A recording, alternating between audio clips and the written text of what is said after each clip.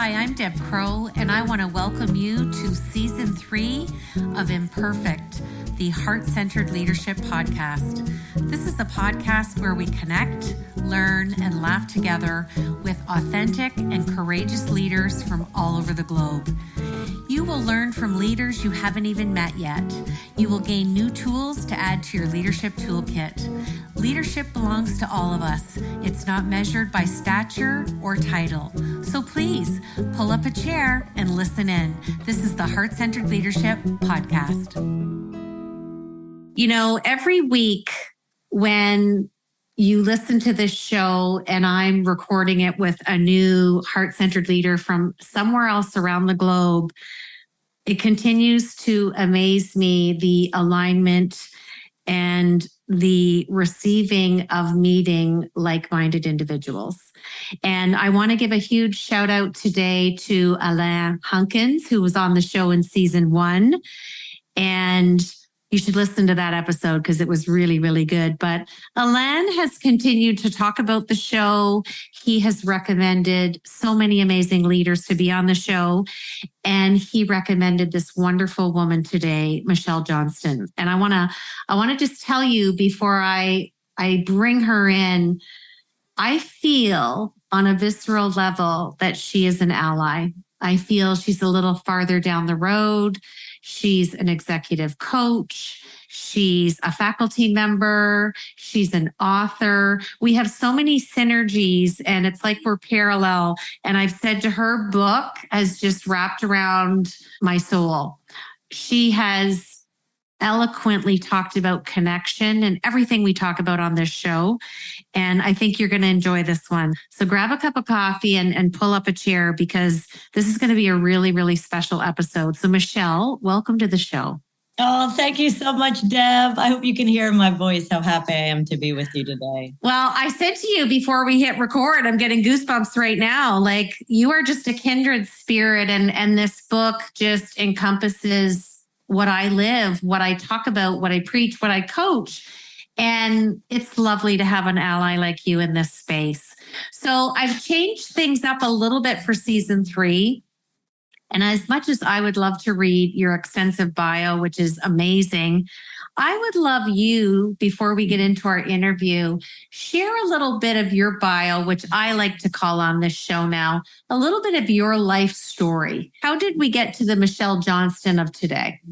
Absolutely. So I was a corporate brat growing up. My father is still alive. He's 77 years old, and he worked for General Motors in the insurance and then the finance division his whole career. And he was one of those old school, loyal employees who he wouldn't drive. He still doesn't drive anything but a General Motors car. And I wasn't allowed to either for years. I finally got permission. I'm 53. I got permission a couple years ago to buy a car that wasn't General Motors. In any case, we moved around every 2 years for his job because back then when you were really good at what you did, when you worked for those big companies and they promoted you, they didn't want you to manage the people who you were just peers with. So they gave you a new market and new people. So every 2 years we moved from Alexandria, Virginia, Baltimore, Maryland, East Brunswick, New Jersey, Detroit, Michigan, Nashville, Tennessee, Memphis, Tennessee, Tampa, Florida, and it kept going.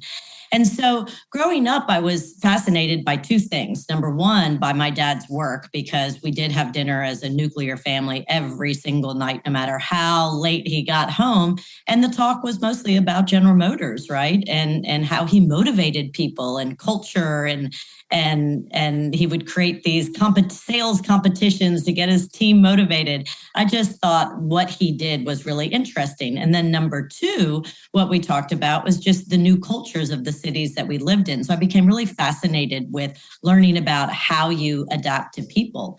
And I have this moment, Deb, that I remember vividly that I write about in my book. He was going through night school and I was sitting on his study floor in the gold shag carpeting with my overweight beagle named Penny. And I remember taking a book off the bookshelf and it was Dale Carnegie's How to Win Friends and Influence People. And I read the opening story about Dale Carnegie's dog named Tippy. And I'll never forget it. It said, Carnegie said, I learned more from Tippy about how to make friends and influence people because Tippy showed so much interest in others. Tippy loved everybody else. And he said, I realized that you'll make many, many, many more friends by showing interest in others than by trying to get everybody interested in you. And I had this aha moment, Deb, that some of the cities that I had moved to, if I kept talking about all my old friends in the old city and how fabulous everything was, and guess what? I did make those mistakes often. Like, oh my gosh, no, you don't understand. This other city that I just lived in was amazing. The weather was so much better, right? If you spend all of your time talking about other things and trying to get people interested in you, versus really saying, hey, show me your traditions, your cultures. Tell me about you. What is your story? What makes everything, cool and interesting here? And that, I think that really led to my getting a Ph.D. That led to my being interested in consulting and teaching. And it led to my being here in New Orleans, Louisiana. I was recruited by a consulting firm and ended up here. It's so interesting. It's another parallel that we have. So my dad was an entrepreneur. And we moved every 2 years. Oh my goodness. So we're outliers too. So I have to ask you, are you an extrovert introvert?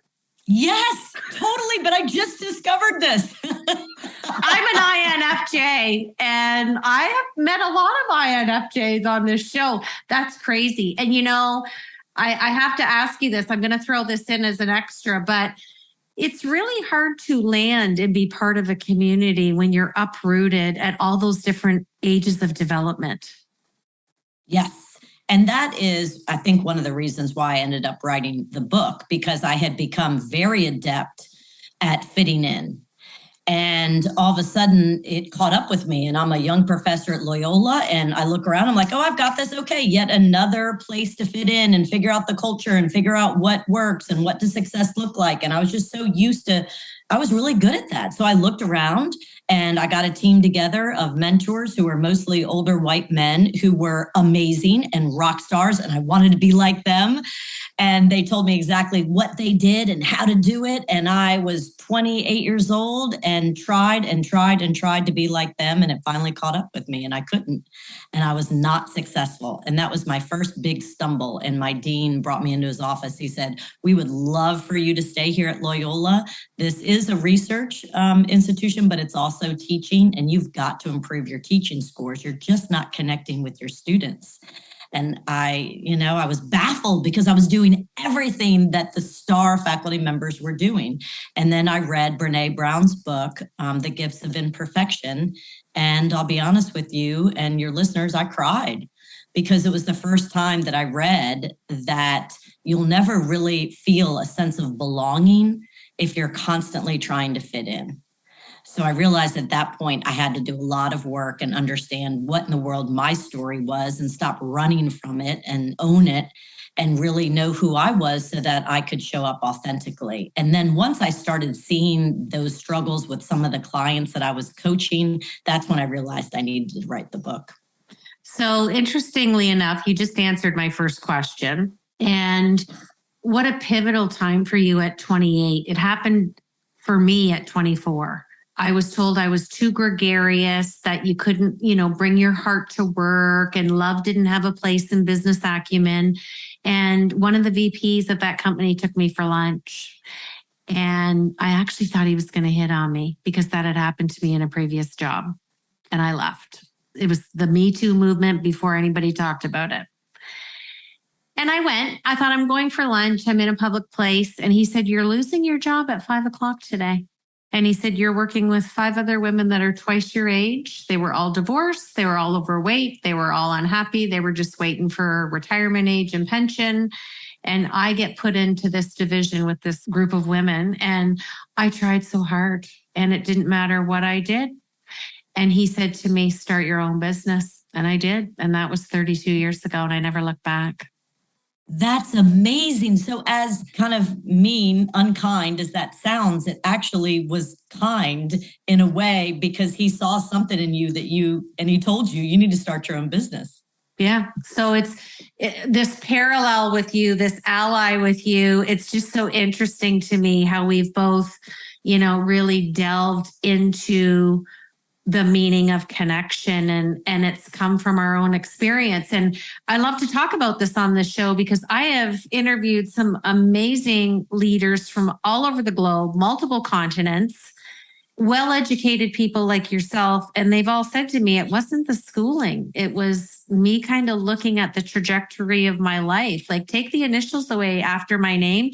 Let's just talk practical experience because it's relatable to all people. And our sectors don't matter because we're all in the people business, right? So your book really hits me in the heart. It really does. I'm excited to finish reading it. And I'm going to lead in with my second question since you are so brilliant and already answered the first one. This question has permanent residency on the show, and it brings a lot of laughter. And I'm everything about imperfection, hence the name of the show. Share with us what imperfections you feel Michelle brings to her heart-centered leadership. I'll give you a great story. Oh my gosh. So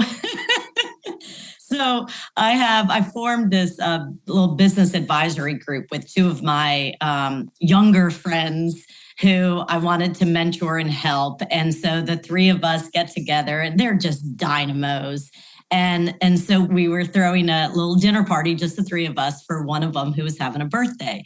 And my friend who was hosting the dinner party runs what's called the Scout Guide New Orleans. And so she's in charge of her own company. It's this beautiful publication. She advocates for small businesses. The woman is just great in business and really enjoys being in control. So I asked her, can I please bring blueberry cobbler for dessert? And she goes, no, I got it. And I said, no, I want to. She said, okay, I usually don't let people bring anything. So that particular morning, I had a 1-hour window between all of my different jobs, and from 8 to 9. So I made 2 blueberry cobblers, one for the little dinner party that night and one for me, because I'm a brand new empty nester. And I just brought my kid to college. It's just me. I don't cook. So I ate the blueberry cobbler for breakfast. I ate it for lunch, and I ate a little bit before I walked out the door to the dinner party. So I grabbed the blueberry cobbler, run to the dinner party. She puts it in the oven. We finished this gorgeous crab meat quiche and arugula salad. And my friend takes my blueberry cobbler out of the oven, opens it up, and I accidentally brought the one that I had eaten all day. And there was only like 2 teeny tiny spoonfuls. And I, to this day, Deb, I can't stop laughing because I just, in the kitchen, I said, you know what, women, this is the perfect example of embracing imperfection, because we all, and my friend was like, that's why I don't let anybody do anything for dinner parties. I was like, you know what? How beautiful of a moment this is, right? Is nobody is perfect. I made a mistake. Let's laugh about it because this is funny. I think that's a pretty good, what do you think? Is that a good I think it's great. And I also think it's strategic because you were driving home thinking, hey, I got a whole another one for tomorrow. And then I went home and took a picture. I was like, I promise you I'm not lying. I have an entirely uneaten blueberry cobbler. I think you just have to be able to laugh, you know? Well, you do. And you just brought up a really good point that we often talk about on the show. Being heart-centered is honoring, my definition, honoring your connection with others.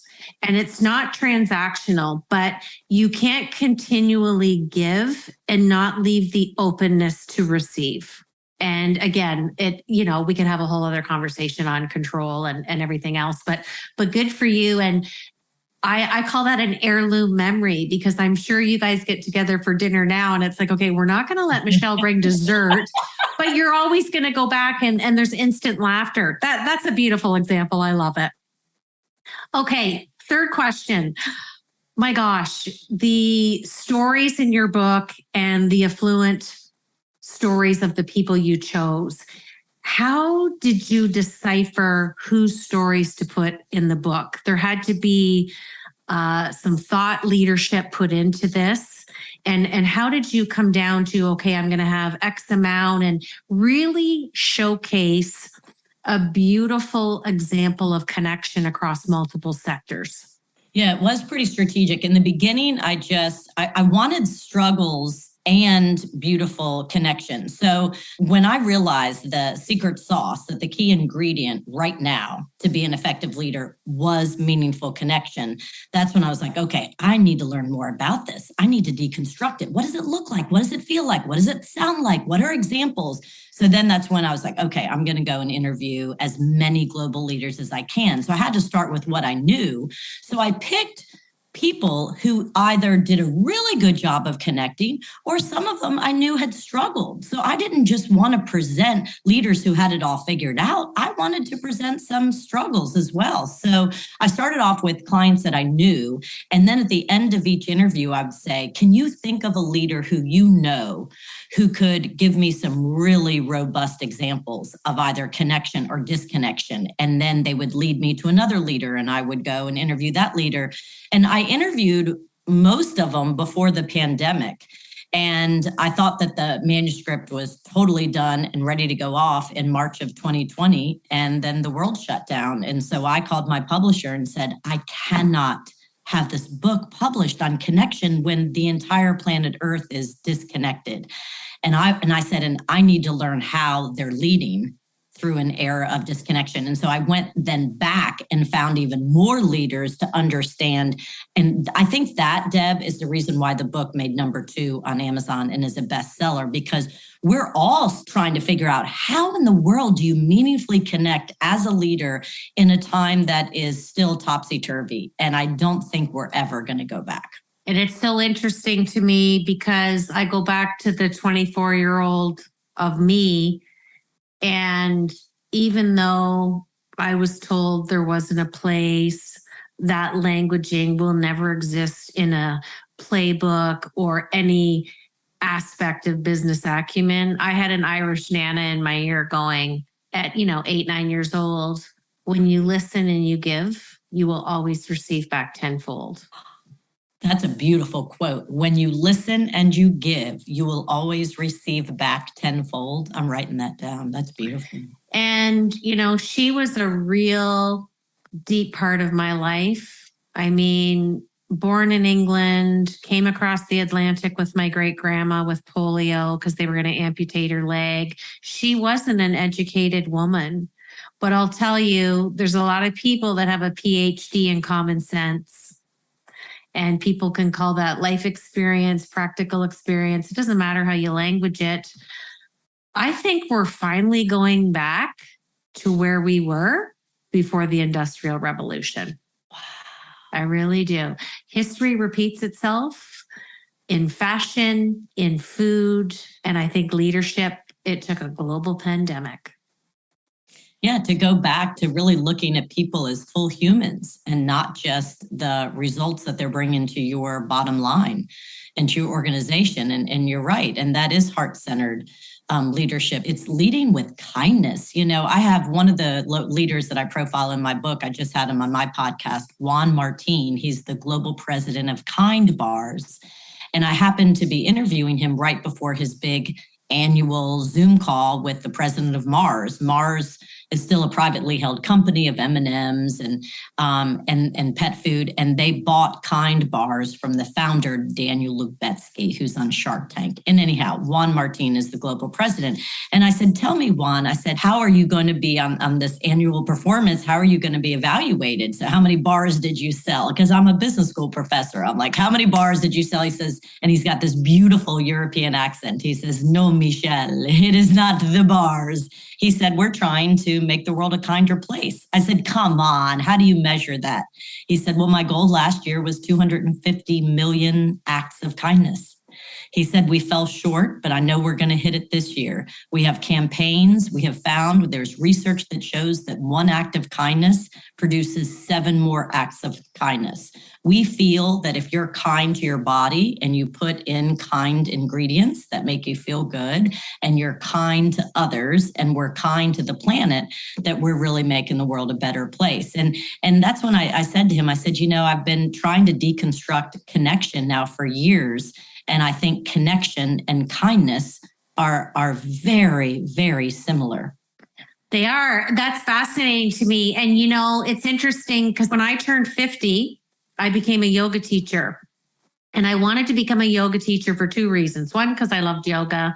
And I thought, why not pursue it to the level of teaching? And I only would teach people with disabilities or elderly, those who weren't physically or mentally able, because yoga is for everybody. I didn't want it to have a barrier. But the definition of yoga is science of the mind. So before you sit down to get on your yoga mat or meditate or whatever that looks like for you, the term in Sanskrit is you set a sankalpa. Well, a sankalpa is an intention. So I think connection comes from intention, because you're looking to behave in a heart-centered way. And yes, there may be transaction of a business relationship, which is cemented with a fiduciary principle, but it's not reciprocated in a way that I did this for you. What are you going to do for me? Heart-centeredness has a place, and it's right in the center. It's the nucleus of that connection. You are so right. And I finally figured out that meaningful connection requires an energy of reciprocity. Mm-hmm. So kind of going back to pre-industrial age, I think that in business, we just got so transactional, the command and control and transactional and just doing so much, and people were just frazzled, absolutely frazzled, and really had lost a lot of meaning and satisfaction and happiness. And it's interesting, the story you told, Deb, of being 24 and being told that love and the language you used were not a part of organizations. I remember one of my colleagues, he said, what is your word? I said, my word is joy. His joy.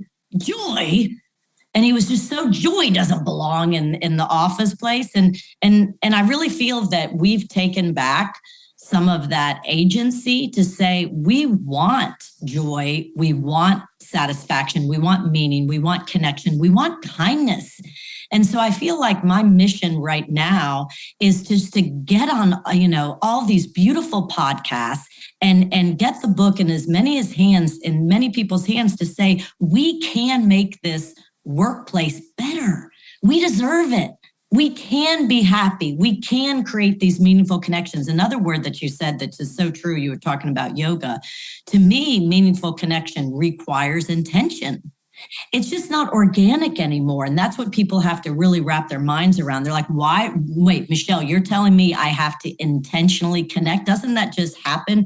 It doesn't really happen anymore organically. You've got to be intentional. How are you going to create meaningful connection on this next Zoom call? I'll say, well, if you've got 100 people on your Zoom call, maybe use the breakout groups. And maybe ask a question about how did you spread, if kindness is the topic, ask the question, how did you tell me one act of kindness you did today, and put them into breakout groups of 4 and give them time to meaningfully connect, make it intentional, and then come back together. I teach leadership on Monday nights, and I try to do all of these things with my students on Monday nights. And so I had these little stress heart balls, these red little stress balls in hearts. And I passed them out last night, and I threw one to each student. And I said, when you catch it, you got to tell us a kind act that you've performed since we've seen you last. And Deb, it was amazing how nice these students are. They're like, I gave $7 to a homeless person today because he had a sign saying he needed $7. And I happened to have it in my wallet, and I gave it away. I gave my roommate a ride he needed to the mall, 25 minutes. So, I just think that it's got to be intentional. It's intentional. And like I said, it's history repeating itself. It's beautiful. Okay, I'm gonna switch over to my rapid Fab 4 questions. No thinking. The answers are just sitting at the top of that frontal lobe of yours, that brilliant brain. If I asked your family and friends to describe you in one word, what would it be? Positive. Favorite book? Can't be yours. Who's the author? How did it change your life? Brene Brown, The Gifts of Imperfection, changed everything. And I'm so grateful. Love that book. I'm granting you a wish to have dinner with a leader who's either living or who has passed. Who is it? And what's the dinner conversation? Barack Obama. I would just be fascinated. The things that he must have seen and the experiences and how hard he had to fight to get to where he got. I would love to hear more of his story. So before I ask you my last Fab 4 question and close out the show, I just want to say thank you for your bright light, your greatness. I'm so happy Elaine connected us. and you're an ally in this heart-centered arena. And I just look forward to our connection going forward. And I'm so, so grateful that you wanted to be on the show. Oh, Deb, this was absolutely delightful. And thank you to all of your listeners for tuning in today. Have a beautiful rest of your day. Okay, last question. Finish this sentence for me. Heart-centered leadership is? Meaningful connection. Thanks for joining me today on Imperfect, the Heart-Centered Leadership Podcast. I hope that you've enjoyed the show today and learned some new tools for your leadership from our amazing heart-centered guest. And if you like the show, we would welcome a rating and review on whatever platform you listen to. And we would love to have any comments or feedback at any time. And if you want some more heart-centered goodness, head over to our daily blog, masteringtheheart.com.